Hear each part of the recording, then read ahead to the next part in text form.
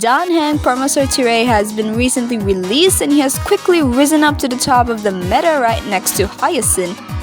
But how well does he actually perform with Phainon? We already know how Sunday and Ceridra are Phainon's best in slot, but is Heng really the best 4th member of the team? Subscribe because the answer might shock you. Also, thank you guys for subscribing! We hit 100 subs recently and I'm very happy we made it this far. Thank you so much again! Anyways, back to the video.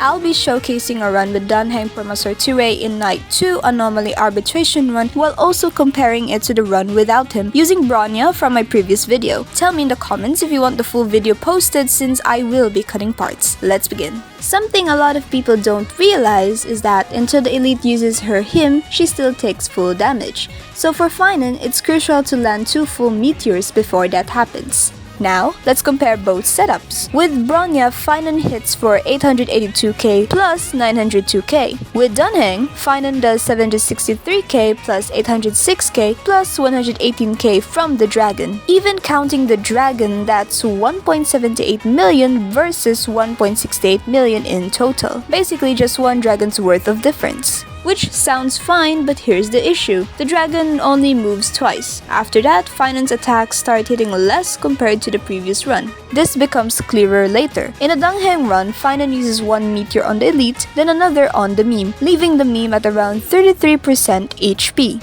In the previous run, by that point, Phainon was already using both meteors on the meme and transitioning into phase 2 with his final hit. So yes, the damage does make a difference, but at least their HP is still high. The best approach here would be to use one meteor and one basic to end phase 1. So you can start phase 2 with 2 meteors ready before the meme captures Phainon.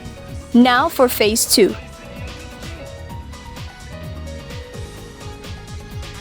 In the previous run, ending phase 1 with the final hit lets us start stacking core flames right away for Phainon's ultimate. In this run though, Phainon gets captured, so we lose tempo, spending a few extra actions freeing him and ending the fight with a skill taking longer than the previous run.